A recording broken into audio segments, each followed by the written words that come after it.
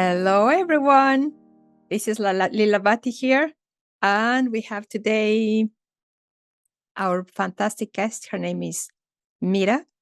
Um, and well, I'm just having these informal conversations with teachers of the Bright Path organization, the Bright Path, and it's just teachers from different parts of the world sharing their experience, playing within consciousness. And today, Mira, she's an amazing teacher. We were just having a little chat before starting this interview, and she's got so much to share. Mira, would you like to say where you are in the UK and just a little bit about yourself? Yeah, sure. So yeah, I live in the southeast, just outside of London, in a county called Hertfordshire.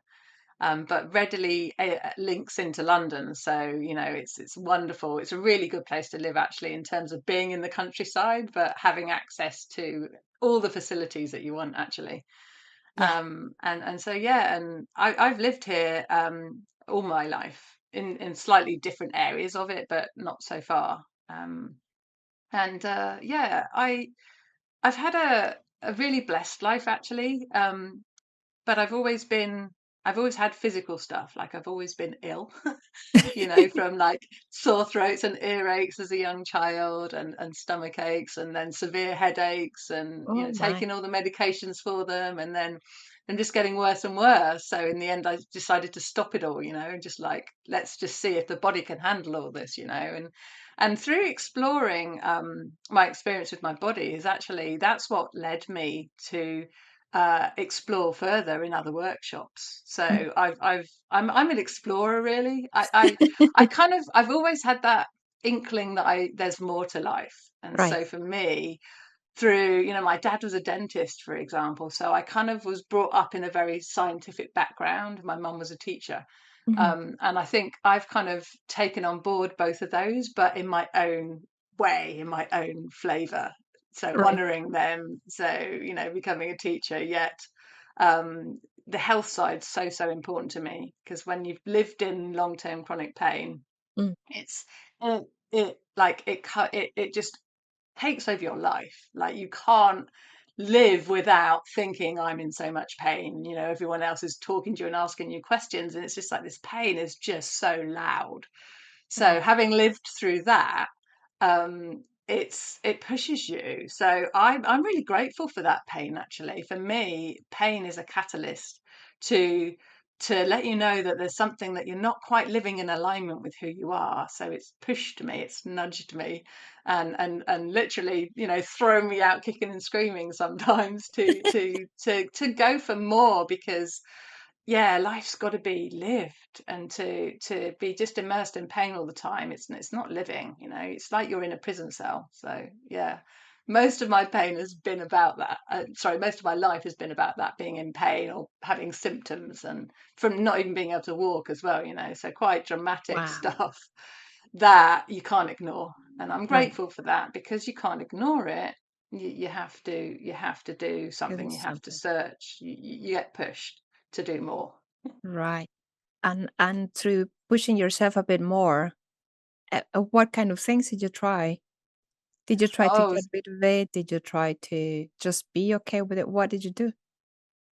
yeah. So initially, obviously, it was just like, I'm broken, I need to be fixed approach. So Right. I've had a lot of different things for that. So from obviously medication. So I tried morphine-based medications, and they made me very dysfunctional. So like I just couldn't move off the bed. So I'm like, well, obviously I need to be able to function. And they didn't really get rid of the pain. They did the first couple of times, but then they just didn't. And I'm grateful for that, actually. So I've kind of looked for then alternative routes. So I've done things like Reiki has been really good, and sound healing. It's fabulous. I still do a little bit of that myself, from singing bowls I do just for my own personal, enjoyment, and really relax the body, because they just bring some vibration in and everything Yeah. softens and relaxes. And then drumming. I love the drumming. So I did a lot of, I discovered the drum through shamanic courses. So I've done some really quite amazing, weird and wonderful courses, you know, crystal courses and singing bowls and shamanic courses and then lots of different ones for personal development, you know. It's like I was a workshop junkie at one point. I was just going from Bring it on. one and it was what the only thing that was keeping me going because I'd like have this amazing experience on a weekend course and then it'd last a week, maybe 2 weeks, and then I'd be back to square one again, you see. So that's why I was quite addicted to it. It's almost Yeah. like a workshop high. And I'm like, you know, that's what started to lead me into going for more. And I'm like, there's gotta be another way that can replicate this, you know, that can bring this into my everyday life. So that's really what I started to get to the point where I need something that empowers me so I'm not having to go to a workshop to have the experience that I had on the workshop. Like, bring this into my everyday life. How do I do that? Universe, hello. Yeah, absolutely. But was it because you were coming from let's fix this because this is wrong?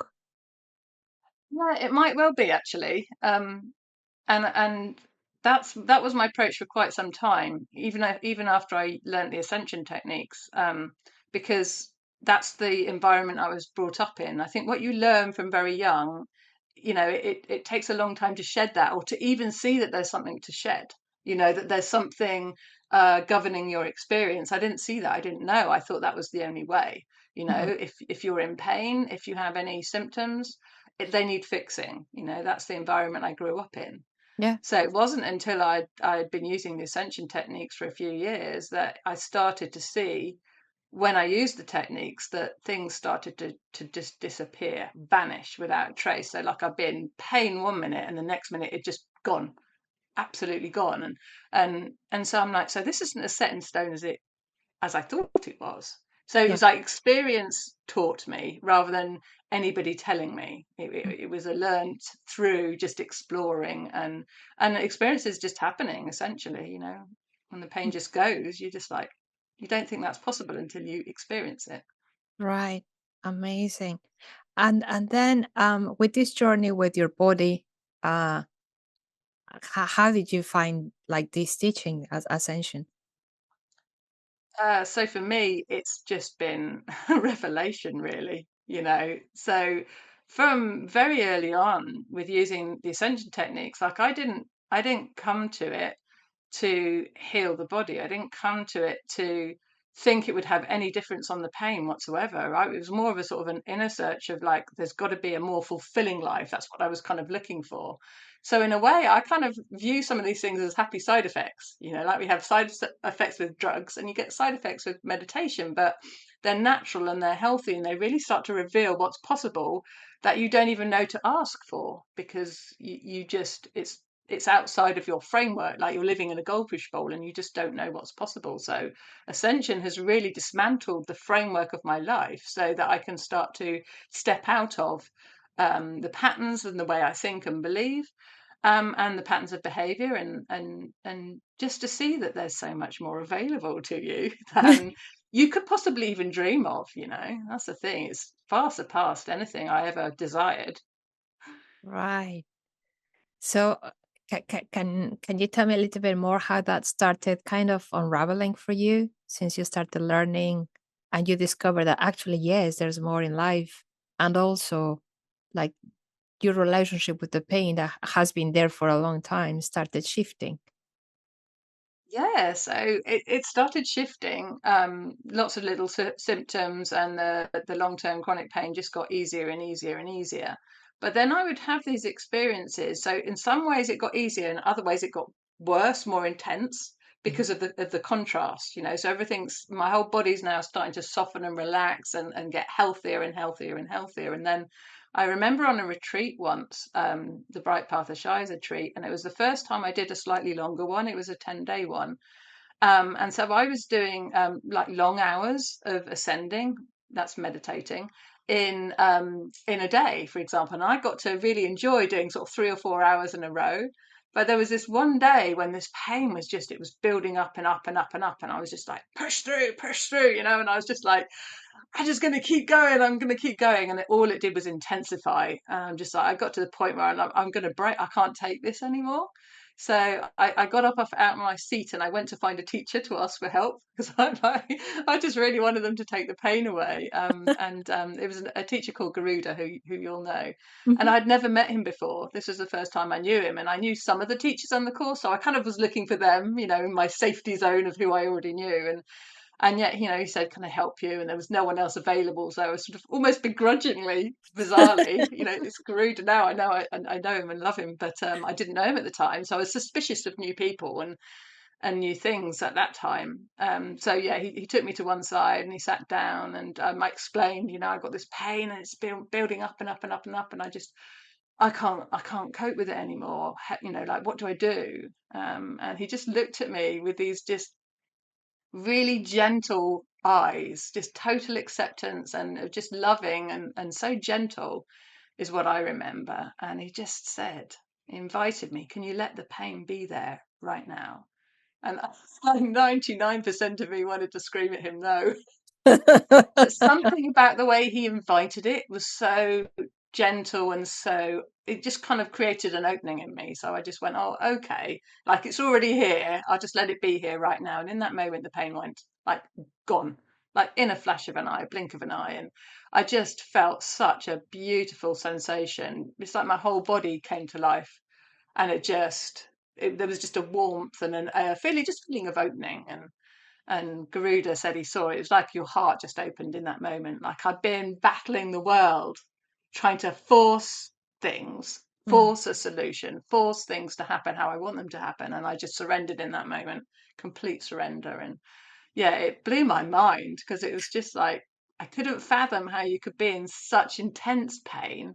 For me, it would have been like it would gradually subsided and you'd have overcome it, and it would, something like that, a healing would take place, but it was instantaneous.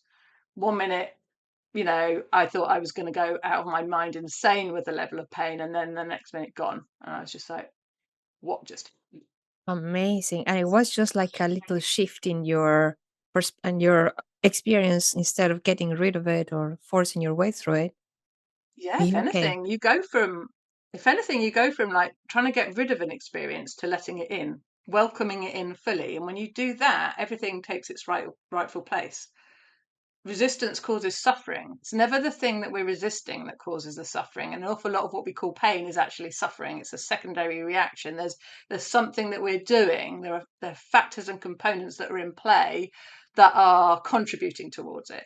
So that's what I do when I facilitate courses now for people in pain. It's just like it's an investigation, like what factors are having an impact on this experience. And essentially what we want to do is get to the place where we surrender. So we stop trying to control it, we let everything in, and the experience changes like that. And we don't, like, the mind never can really comprehend that that's possible. Hmm. It always feels like there's got to be steps that are taken for something to happen, whereas it's a non-step, if you like. It's an undoing.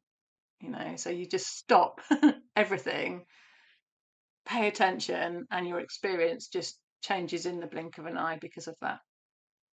That sounds fascinating and also magical. But I suppose also there will be people watching this interview or this chat with you. Um, or what are these? What is this meditation? Because you say ascension, but what it is? What did you learn? It was a weekend course, but what did you learn?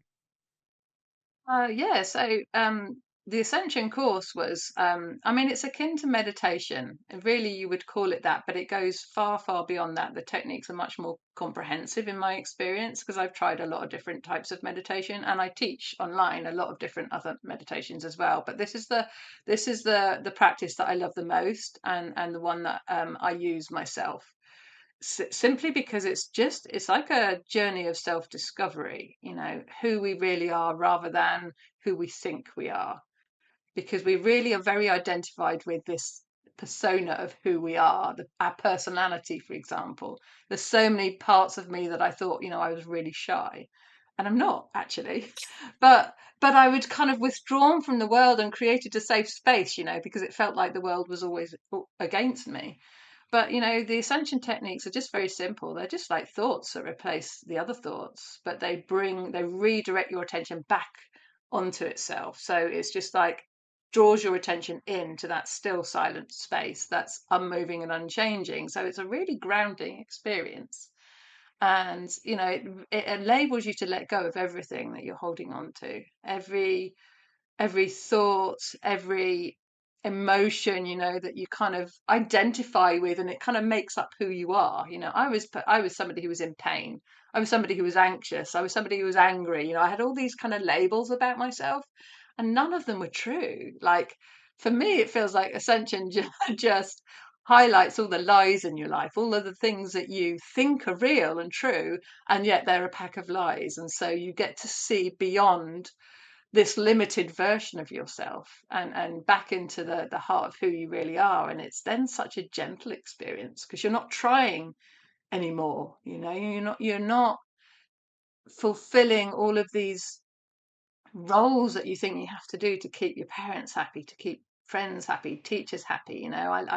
I surrendered every natural tendency I had to perform in the world, put a mask on and perform and fit in. And Ascension has given me the ability to take that mask off and just be. And the techniques are so simple, and everyone who tries them, it works. It really does, and it works because it's mechanical. They're not something you have to believe in or invest in or do anything in, other than be willing to try them. And if you try them, then yeah, it's quite remarkable, actually, in my own experience, but also I teach it. So to see other people for a moment just relax and just see life can be easy, that's a really beautiful thing to discover. That's so amazing because we were talking before this chat that some people that have been experiencing this intense pain, you've been teaching them some of the other uh, practices, some of the other meditations you also teach. But once they have learned ascension, you can see people are starting to see the results for themselves of what is like. It's not just something you say now; it's their direct experience of that. Um, it's amazing. It's really, really amazing. And the people watching this chat, perhaps they want to know a little bit more. I know you have written 3 books now. What are they about? So yeah, in exploring my own experiences, once you get to the point where you see that pain isn't set in stone as you think it is, you kind of want to share that with other people. Like, if I've come away from suffering, it's not enough that it's just for me. You start to want to give it to the world, right? So I started to write this book about pain, and I called it Peace or Pain, because there's a choice. And when I say pain in this title, I mean suffering. Like, there's always a potential for pain. If you have an accident, or there's certain times that you're always going to have pain. Like, for example, I went to the dentist recently and that hurt. When I had a filling without an injection because he invited me to, and it was like really hurt. But I'm talking about, that ongoing reaction. Like, it's always temporary, very, very temporary pain. But if it continues on like it did in my experience, then there's factors making that happen. And there's a choice, peace or pain. And it's just seeing what choice you are making, because you're not going to choose consciously for pain, right? It's always going to be an unconscious choice. So it just becomes, really, the book was just there to let people understand what pain is, what the mechanism of pain is. So there's a little bit of science in there, but I'm very conversational in the way I write, because I don't want it to be, dry, hard facts and science. I want it to be brought to life of what it can be like to live as an experience. So yeah, I wrote that book. I shared my story in it, but then I also shared my understanding of pain, and then how you make the choice. So, because that's the important part. It's not just to understand all of this, but now how do you practically apply that in your everyday life? So I like using analogies and sharing my own experience so people can see what's possible. And then it's the invitation is, and here's some techniques, here's some ideas, start exploring. And so that kind of led into creating a journal, a workbook and journal, so people could more actively explore. So there's a card deck in it, so you can kind of pick one for the day, and lots of tips and exercises and things that you can explore and try, and to see in your own experience, because I want to empower people, rather than have people come to me for help. I want to give them the tools to be able to help themselves. That's important, I think, to um, not make people the victim.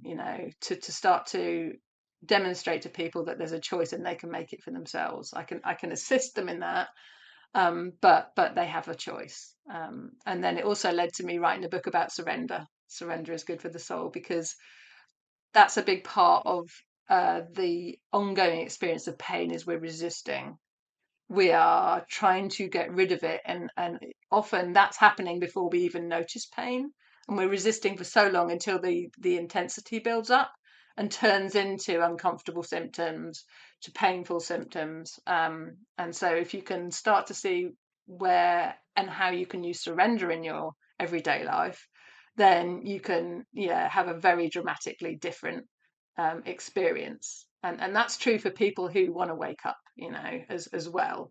So it's about consciousness, exploring consciousness, as well as that one's more about consciousness than the pain, for example. That's it. That's truly amazing, Mira. Now, also, it might come to a surprise to the people watching as well that you are a modern day monk. What is that? How did you become, or why did you become a monk? Yeah, I know. Yeah, I'm a monk, and I'm proud of it as well, actually. It's not something that you ever think you would do, and I wasn't even necessarily that much of a spiritual seeker when I was younger, because of being brought up in such a scientific background. But it's the pain just led me to, I need to explore, to have a different experience of life. There was just a burning knowing in me that there had to be more to life than I was experiencing, because I was in a world of pain and suffering. I felt like I was living in a war zone with two young children, and they were 6 and 9 when I learned the ascension techniques, and then it was only a couple of years later, so they were still relatively young, and that I went away for 6 months to do the training. But for me, it just became a no-brainer, really. As I saw the experiences change for myself, I wanted to give them to the world. It's similar to the writing the books, really. Um, People need to know that there's a choice, because a lot of people don't know that there's a choice. A Mm, lot of people don't know how easy that choice can be as well. I think you need the ongoing guidance. And I still need that. I have my own spiritual teacher, as do you. And that for me is that ongoing exploration is so important. So being a monk is living what you want to see in the world. So it's an inside out job. If you want there to be no more war, really, you don't want to be focusing on the war. You want to be focusing on there being more peace. So mm, you focus on that in yourself. You create the environment, the coherence, and come away from all the battling within yourself. And the ascension techniques automatically do that for you, by the way. mm, When you do that, then you start to have a different impact on the world, because it's pure now. You're not coming at it from ego. You're not coming at it from, you're trying to make the world a better place.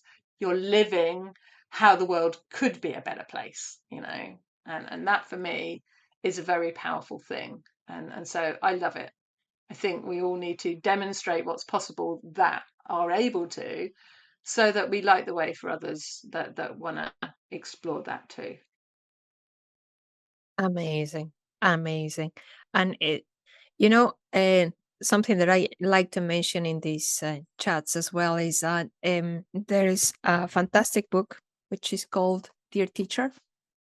It's a book you can find on Amazon. You can find it either in Spanish or English. And it just gives you a glimpse of all the things that you can explore within consciousness. These are basically letters written by teachers, modern day teachers such as Meera or myself, to our teacher. So you can see a little bit of what's available. You can also have it. It doesn't require like a specific or a certain kind of person, because everybody can practice these techniques. It just requires a tiny shift, a gentle shift of your attention, and then boom, the light just goes through. Uh, it's like when you are watching, when you are just against the light, and so there's a shadow. But then when you just turn, the light is just right here. It's like here on the lamp. You just turn to the light and then boom, it's just right there. Um, so it's amazing your journey, Mira. Really, it's really inspiring. And I don't know. I want to ask you if there's someone in this watching this interview. I'm sure there's maybe like someone still looking for a practice, still looking for like you were at some point. Do you have any message for these people? Yeah, go for it. Like if there's any inkling that you have that you want to go for more, go for it. I think we're kind of led through different, like all the workshops I did, they were a stepping stone. And so it's starting to explore, starting to ask questions, I think is good. Like, because the mind almost works in statements like it knows. It's a foregone conclusion or a self-fulfilling prophecy. And I think it's just starting to open up your worldview, starting to ask questions, starting to look and explore different avenues so that you can find the one that's right for you.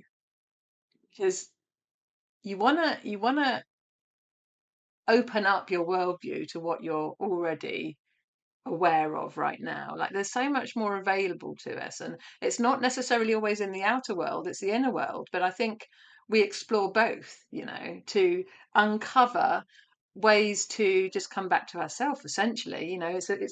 We look out there really, or we look in, but it's all about coming back home to ourselves.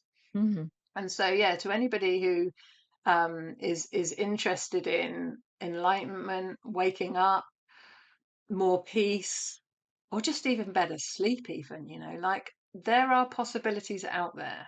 I mean, the one I'm always going to promote the most is going to be Ascension, simply because I've tried so many and I found that to be so comprehensive. Like it covers all the bases and it gives you more than you could ever possibly dream of, but Mhm. in a really simple, practical way. Because if you want more, you, you have to start doing something slightly differently than you're doing now to get different results. And so for me, it was quite tricky to do that because I was like, I wanted to explore, but I also wanted to keep myself safe. So, but there's lots of ways that you can explore without pushing yourself to extremes. And Ascension's a really, really gentle path. So that I think's given me the ability to explore and keep myself safe until I felt ready to step out of that and recognize that actually being yourself fully is the safest space that there is, that exists in the world. And it's easier, isn't it? Rather than to try to keep it like to just push it down or suppress it. It's easier just to be Yeah, most yourself. definitely. Because that uses so much energy up, trying to keep myself safe and all the thinking and the protecting. It's like a huge amount of energy. So, like, yeah, no wonder I was experiencing fatigue, for example. So that's one of the things I do is I teach courses about fatigue because it's just like we're trying. It's like we're doers, and we feel like we've got to validate ourselves in everyday life, and all of that programming isn't necessary. And so when we start to uncover that and see that, and not just because I say or some anybody tells you, but you start to see it for yourself, because that's what was the powerful part for me. Was like I was quite inspired by hearing all these teachers tell me stuff, but really it was the uncovering it for myself that was the real magic, that was the real beautiful experience, that there's no doubt, then there's no hesitation, there's just a direct knowing through experience, rather than just taking on board another concept or another belief system. You never have to do that. Entirely, exactly. And it is one of those things that nobody can do it for you. No one. It's just so personal, isn't it? Amazing. And well, the last question. I'm sure there's also people that have learned already these techniques. Would you have a message for these people? Yeah.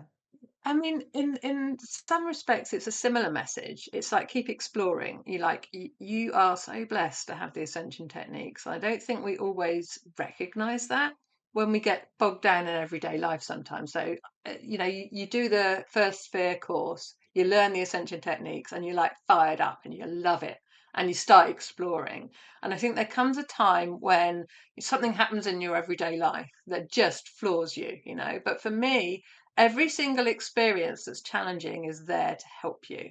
Like it's for you. It really, really is. So for me, some of the stuff that happened in relationships and with my physical health, I had times where I can just not walk again, for example. So that's really like tricky and challenging in everyday life when I can't walk.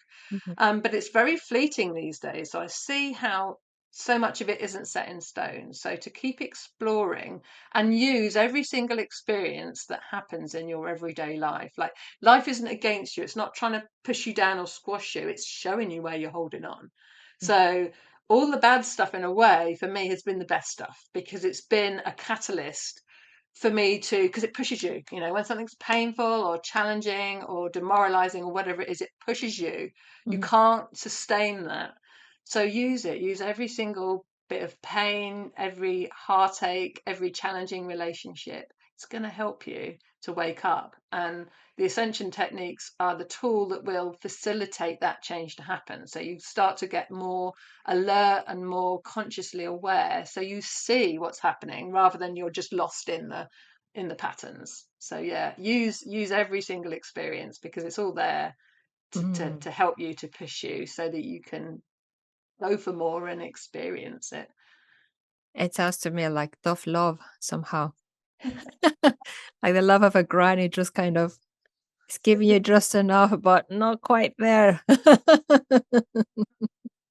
Yeah.